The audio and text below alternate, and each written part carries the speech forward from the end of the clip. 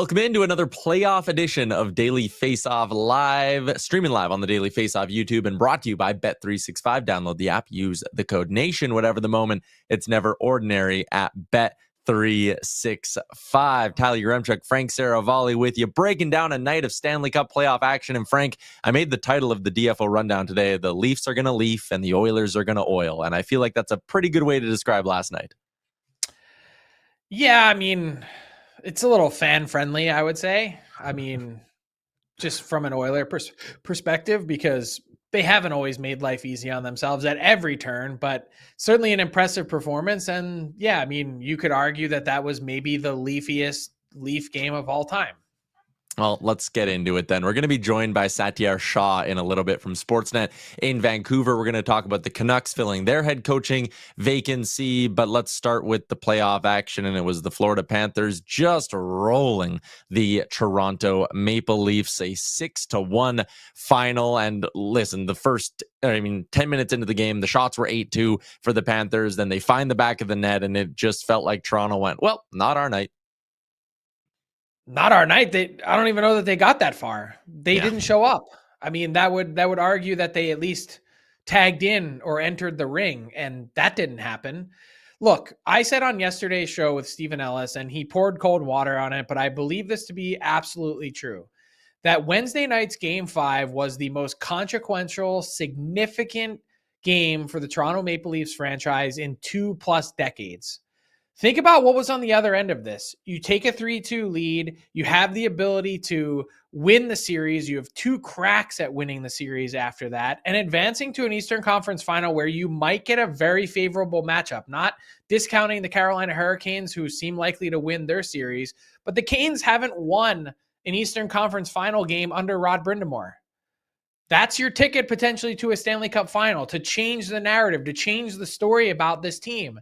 And what we got was a definitive, declarative statement that cemented everything that everyone has thought about this Toronto Maple Leafs team for the last 9 playoff runs. Not 1, not 2, 9. These guys aren't kids anymore. And at some point, when you continue to fold like a cheap tent in a soft wind year after year, and you continue to bring back the same group year after year, going up against the Stanley Cup champions, the defending Cup champions who clearly have the heart of a lion, and your team has the heart of mice, now what?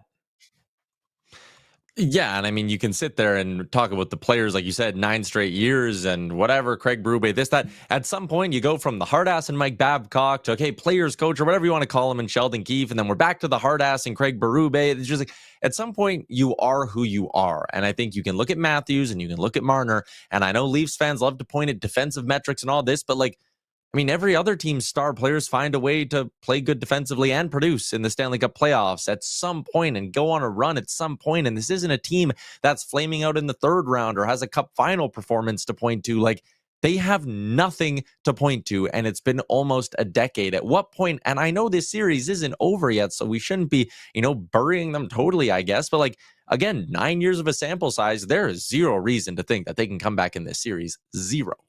Yeah, what would be the thing you could point to give you the reasoning to think they can get off the mat? I mean, here's a stat for you. Austin Matthews, he's now played against the Florida Panthers twice in the 2nd round, 0 goals. Nick Robertson now has more goals in the 2nd round in his career than Austin Matthews. Mitch Marner, you want to go through the whole thing from the turnover, the lack of hustle and compete to, hey, look at his games 5 through 7 in a series. 18 games played, 0 goals, 6 assists. How is that possible? Not a single goal? Not one time you didn't get one that bounced in off of someone's ass? I mean, let's be real. This team is, at this point in time, one of the biggest singular collection of disappointments when it comes to the postseason that we've ever seen when it comes to superstar talent. Very real chance that's the last time we've seen Mitch Marner on the ice in Toronto in a Leafs jersey. I mean, yes. With the effort on that one goal, he sealed that up, I think.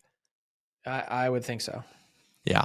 Again, if they were maybe playing the Hurricanes or the Capitals or anyone else, I'd sit here and go, rattle off a couple wins, get momentum back on the road. Place will be rocking for Game 7. But like, you're also going up against the defending champs, Frank. And that's the other side of this too. I know we're obviously focusing on the Leafs because the collapse is what people want to talk about, but like Florida going pedal to the floor, I've been impressed with the way they turned the series around. Yeah, you're right. I mean, the Panthers have been good, but I didn't look at game 5 in a series where you enter, it's tied 2-2. And yeah, the Cats had the momentum, but I didn't look at that at any point in time and say, yeah, the Panthers just came in and blew the doors off the Leafs. I think the Leafs just didn't come to play. And given the stakes and given the circumstance, I just find it to be totally inexcusable. And I think you mentioned, game 7, the building would be rocking. I actually feel bad for Leaf fans. I think they've deserved so much better than this. And the effort that they've repeatedly gotten in clutch moments in time just leaves you wanting in every turn. And I could see why, and I think it's been deplorable before, throwing a jersey on the ice. I could see why you'd want to, is you seem to care more as fans than the players on the team do. Yeah, and listen, I'm with you. Like, I'm not a Leafs hater by any stretch. I picked them to go to the Cup final this year because I think it would be cool to see that market finally get rewarded for living through all these years. But again, down 3-2 to the defending champs feels like another disappointing spring in Toronto. Heading out west, Frank, the Edmonton Oilers are off to their 3rd Western Conference final in the last 4 years. And listen, they didn't do it in traditional Oilers fashion, I suppose. It's a 0-0 game that goes to overtime, but the Oilers and kind of doing things in an unexpected ways sort of been how this run's going. I mean, who would have predicted that the waiver claim Kasperi Kapanen, who was healthy scratched for the first 9 games of these playoffs, would provide the OT winner, and Stuart Skinner, the guy who was sent to the bench and only got back in because Calvin Pickard got hurt, well, he posts back-to-back shutouts. The unlikely heroes continue to come through for the Oilers. Yeah, and I would say that I was totally wrong on the Oilers in the sense that, look, were they capable of beating the Golden Knights? Yes. But I said before this series started, and the reason I picked the Golden Knights is because I just didn't think that the Oilers would be able to get away with giving away games like they did against the Kings in round 1. The amazing part, the thing that I didn't see coming, was that the Oilers played surgically. They were dominant for huge chunks of this series, and I would actually suggest that a 4-1 series score ending in 5 games perfectly fit was applicable for what we saw on the ice. It was indicative of the play on the ice as a whole. And the Oilers really cleaned things up in a significant way. So I think there's multiple things to point to. You just mentioned the unlikely heroes. I think there's the depth scoring to talk about. At this point in time last year through 2 rounds, Leon Draisaitl had 24 points. Connor McDavid had 21. This year they're at 16 and 17. They're getting more contributions from other pieces and parts of their lineup. Stan Bowman deserves a ton of credit for really saving this team's season. There is no chance that the Oilers are in round 3 going up against the Dallas Stars if the Oilers don't have Jake Wallman and John Klingberg. I'm sorry. I just don't think that they're able to withstand the loss of Matthias Ekholm, who, by the way, could be back for round 3. And then what about Chris Knoblauch? Pushing seemingly every right button. You mentioned Kapanen. They didn't have a choice but to go back to Skinner. That was due to injury. But what about the other guys that came in and joined this lineup and the way that they've found chemistry and assimilated themselves? Podkolzin played a big role in the last couple games playing with Draisaitl. Trent Frederick has continued to grow. Evander Kane, you could make the argument that Evander Kane might be the best player in round 2 for the whole entire Stanley Cup playoffs. He was that impactful. So I just think there's been lots of different facets for this Edmonton team that I think you could make the argument is in the best position that they've been in the McDavid-Draisaitl era. Especially with the possibility of Ekholm coming back. That's massive. You mentioned Wallman and Klingberg. That duo took a lot of the workload going up against Jack Eichel, and Jack Eichel didn't get a lot done in this series. Just very quickly on the flip side, in Vegas's season coming to an end, I mean, Stone got hurt. Pietrangelo, I thought, just looked so slow. He was almost a step behind at every turn. Is this Golden Knights team, is that window maybe not all the way closed, but it's maybe only open a crack now? It feels like the window is certainly on the way down. I think it'd be foolish to write off the Golden Knights because, one, they always find ways to improve. They're always chasing the new shiny toy. And 2, are you guaranteeing that Stone isn't healthy next year? Are you guaranteeing that Pietrangelo, there's not something, just a little bit off with him after missing 4 nations. Like, I don't know what it is exactly, but there were some uncharacteristic moments for Vegas. Their team really struggled to score, being shut out twice in the last 2 games. And I just thought we'd see more pushback. They also went out with a whimper. And I think that part was, we are all caught up in the Leafs and what they've been doing. But the fact that the Golden Knights bowed out in the fashion that they did was not very impressive. Yeah, and again, maybe something we'll talk about more in the coming days here is what could happen this summer in Vegas. Tonight in the Stanley Cup Playoffs, Frank, a couple of elimination games. Both the Capitals and Jets have their seasons on the line as they trail 3-1 in their second round series. So, I mean, we just kind of talked about Toronto. We don't really see a path towards coming back, but maybe let's try to do that for the Jets and Caps here. We'll start in Winnipeg, where they have been damn good on home ice, and I think there's plenty of reason to believe they can extend this series. But if they're going to extend it any further than 5 games, Frank, what do you need to see from this Jets team? Consistency. Look, it's not that they haven't worked or haven't played. The game 4 was there for the taking. Like, they were in the mix. They need more saves. They need their power play, which has been dreadful, to be way better. As you can see on the screen, 6.3%. They need a lot of things to go right to try and carve out that path to get back to level ground. I know that sounds funny to say, given the criticism that we just had for the Leafs, but the Jets, you just need one game and slowly begin to turn the tide. The problem with that is Dallas, deeper, better defense, Heiskanen back, and then Ottinger has been rock solid. It's tough to find that path. It really is. Yeah, and the Ottinger factor, I think, is really important here, too. He spoke after the game about his motivation to not only win a Stanley Cup, but to be the starting goalie for USA at the Olympics next year. And he's living up to the moment of staring down the ice and looking at Connor Hellebuck and just being like, I'm going to be better than you. And full credit to him. He's been remarkable in this series. Let's talk really quickly then, Caps and Canes. The Washington Capitals have 3 5-on-5 goals through 4 games. Frank, here's my very obvious key to them. Score some damn goals. I think the Caps haven't had more than 20 shots in the 4 games played, which is kind of problematic. The Caps, this is a vast stylistic difference that the Caps have had a very slow time adjusting to.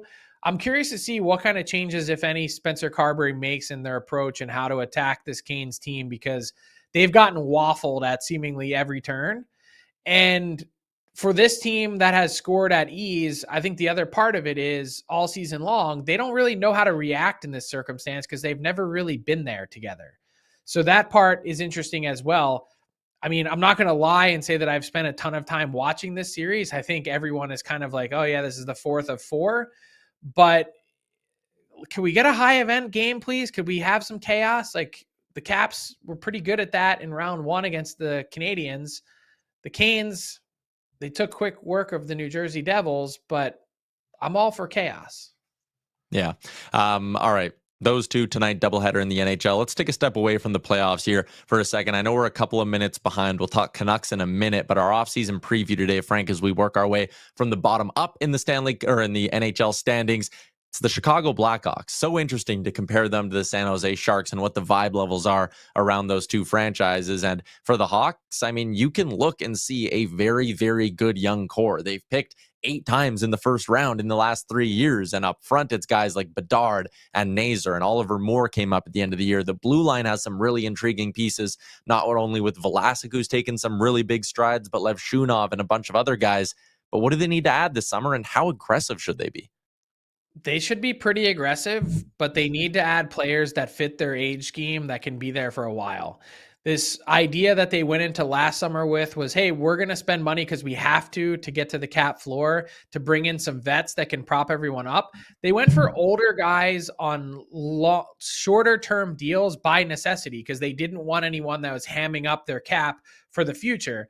But those guys also were willing to sign as free agents on reduced term deals because of what the marketplace presented and what it thought of them. So they've got some really interesting pieces. They need proper support. And beyond that, Connor Bedard needs two things: a full and total mental reset, and two, he needs to really improve his skating mechanics. And I'll even add in a third one. He needs to develop a shot first mentality. I think Bedard has one of the top 5 shots in the NHL, but you look at his game and he tends to think of himself more as a playmaker and has acknowledged that as much publicly. Put the puck on net, use the weapon that you have in your arsenal, and things will get better for you in a hurry. I think this team, you see it, projected cap space, $31 million. $64 million is the minimum amount that they must spend over the next 3 years. $63 million just to get to the floor in the future. So tons of spending to come. I think the Blackhawks should be more competitive, and you got a taste of that. Sam Rinzel, I'm saying it now, different player, but more impactful than Brock Faber. And you see Vlasic and what he's done. And you look at some of the other guys coming, Levshinov, very impressive start to his NHL career. And then they finally started to sprinkle in some forwards. They've got tons of bottom 6 guys. Their defense core is set for their foreseeable future. They've got their goalie in Spencer Knight. They just need more help at the very top of the pyramid, which, no surprise to anyone, is the hardest to acquire. Yeah, it's tough in this free agent class. I mean, listen, I don't think you're signing Mitch Marner if you're the Chicago Blackhawks, but is there really anyone even on that free agent market that you look at and go like, that's a good fit? Not necessarily off the tip of my tongue, but I think you could probably add some pretty smart, high hockey IQ players as well that'll also make life easier. Yeah, that's a good point. Let's get to our big segment today. Talk about some of the big news from yesterday with the Vancouver Canucks. It's brought to you by Charm Diamond Centers, proudly Canadian owned and operated since 1972. You can check out their large selection of Canadian lab-grown diamonds and mine diamonds by visiting them online at charmdiamondcenters.com.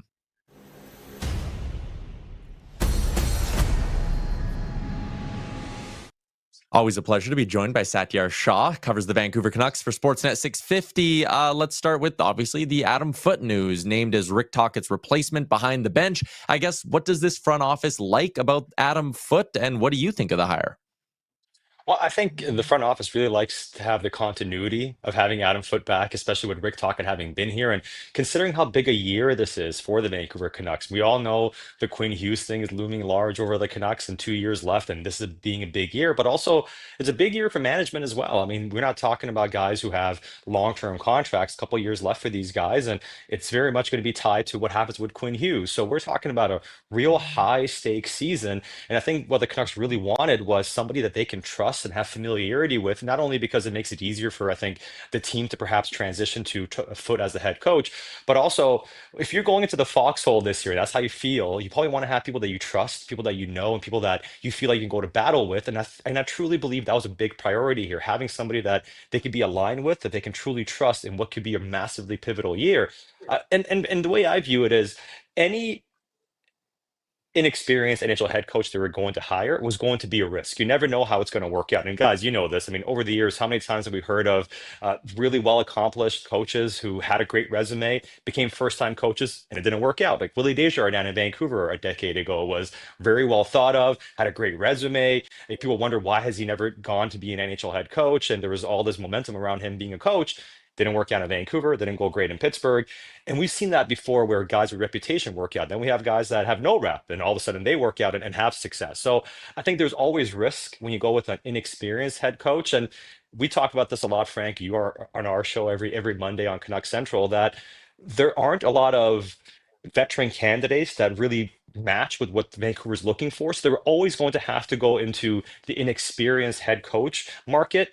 And Adam Foote's the guy they settled on.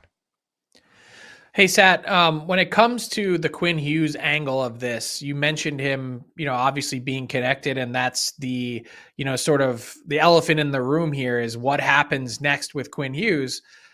I personally am of the belief that I don't think Jim Rutherford and Patrick Oveen are making a hire just based on let's try and placate, our superstar defenseman. Obviously, he's an important part of the franchise moving forward, but that's not the reason to make the coaching hire. The fact that Quinn Hughes has been vocal in supporting Adam Foote previously is just a nice bonus. How do you see it? Yeah, I think that it obviously matters in terms of what Quinn thinks and they take his guidance. But the most important thing here is getting the hire right. It doesn't matter whether Quinn likes to hire to begin with or not. It's about, do you get the right guy in place? And I truly believe that's the way they went about this. And I know familiarity mattered to them. And of course, they want to have Quinn involved and Quinn give the okay rubber stamp these guys. And honestly, guys, most players will rubber stamp any coach, right? They'll be like, okay, we'll make it work for the most part. And there's some guys perhaps, but generally they'll be like, okay, fine. Like you hire the guy and we'll see how it kind of goes from that point on. But I do think for Vancouver, the fact that Adam Foote really impressed them, I think, is what really led to him get the job. So what I heard was when Adam had a chance to sit down with the team, and Adam was obviously in consideration, we talked about this for weeks, but when they actually had a chance to sit down with him and go through the interview process and what his ideas were, they were really impressed by how detailed he was, the plan he had for the team. And I think that really sold them on him being the right guy. And I think those things and the familiarity was more important than just Quinn Hughes. But of course, you need to have Quinn be on board.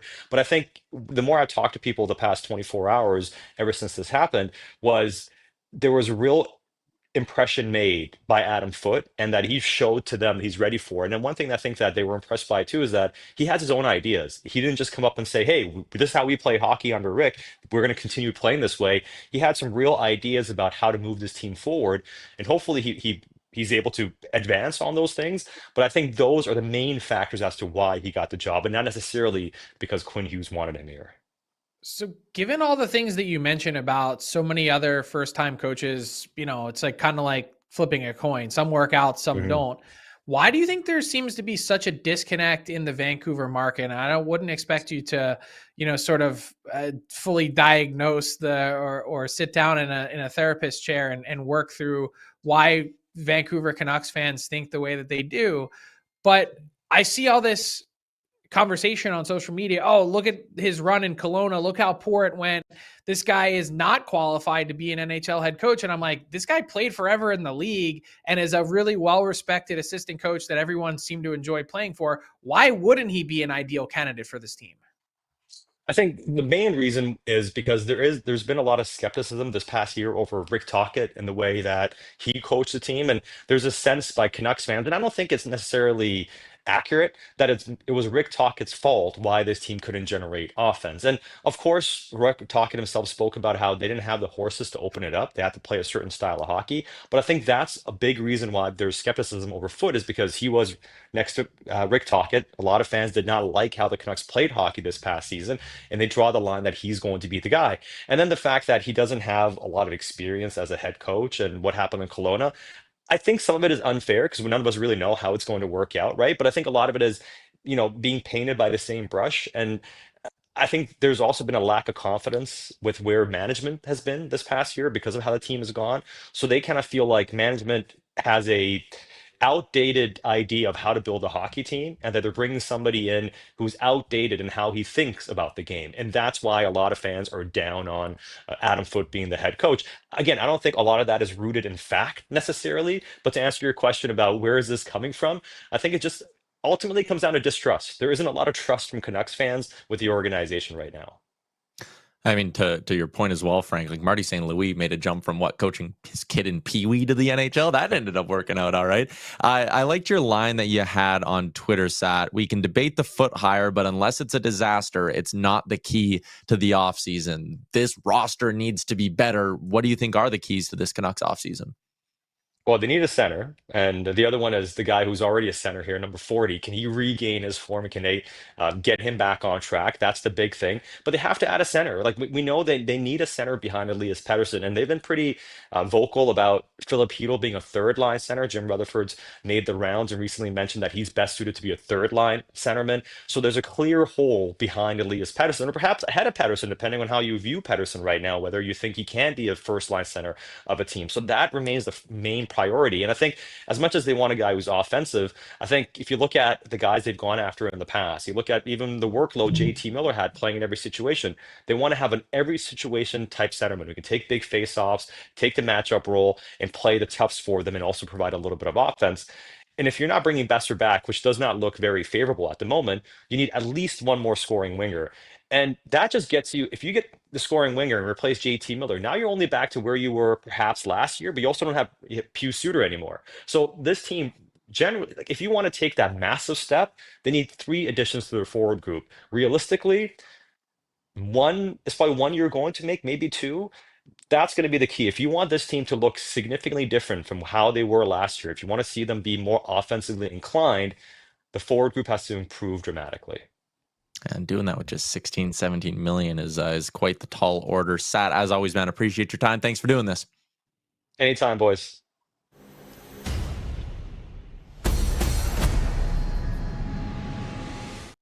Frank, we got one here for our Ask DFO from Lurky, who said, what do you make of Pettersson's future with the team? Are you of the belief that with the new coach and all that, Pettersson's going to get another shot here in Vancouver and the trade talks quieted down? I don't think so. I think they're going to have to gauge the market one way or the other just to get a sense of what the value is. And maybe there is no value. And maybe that just makes up their mind for them.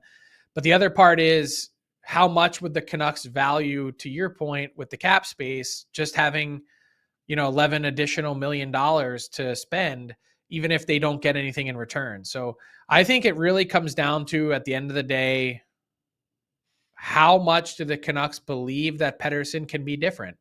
Will this summer and offseason, a proper offseason with training, change that conversation? Might find out in a different uniform. TA is in our chat, and I like the way she asked this one, so I'll send it your way. She said, I keep hearing rumblings that Bruce Cassidy's job is in danger. Smoke or fire, Frank? Or false alarm? I'm going to say false alarm. I think if Bruce Cassidy is available, that is a giant mistake by the Vegas Golden Knights. And too soon, one of the best coaches in the league, and he gave tons of props to Chris Knobloch for the changes that he made as the series went along. But I think unquestionably, Bruce Cassidy is a top 5 coach in the NHL. Yeah, I would agree with that sentiment. Let's get to our daily bets, brought to you by Bet365, an official partner of the Stanley Cup Playoffs. From game props, player props, totals, and money lines, you can even bet on futures like series winners and, of course, the Stanley Cup champion. Whatever your bet, it's never ordinary at Bet365. Download the app, get in on the game. Must be 19 or older. All right, a couple for tonight. I'm going to call this one the close your eyes, take a nap parlay. Under 5.5, under 5.5. Connor Hellebuck on home ice, very good. Carolina Hurricanes, Washington Capitals, probably going under as well. Once again, it's plus 264. Frank, come on. It's just ugly. It is ugly, and I don't like doing one under, but I definitely wouldn't do it twice. That's just torturous. If you're going to be bored watching the night of hockey, you might as well be make some money off it. Yeah, might as well go somewhere and put that money on the bar.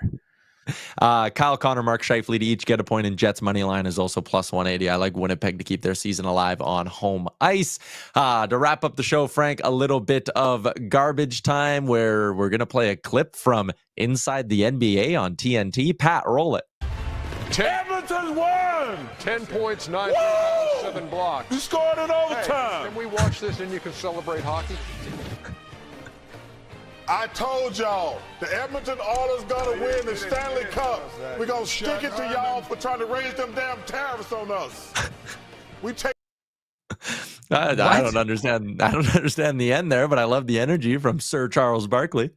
Yeah, massive NHL fan. I just don't understand the last part, but sure. Yeah, again, makes no sense. Also, I feel for Ernie, who's trying desperately as a host to keep everything on the rails and talk basketball. He was funny in the background, but I like that from the NBA on TNT. That is a wrap on today's edition of the show. We talked about one team being eliminated from the playoffs, and tomorrow we very well could be talking about 2 more. Everybody in the YouTube, that was great. That's the most live viewers we've had in this entire playoff run. So if you're new, hit the subscribe button, and we'll see you right back here tomorrow at noon Eastern.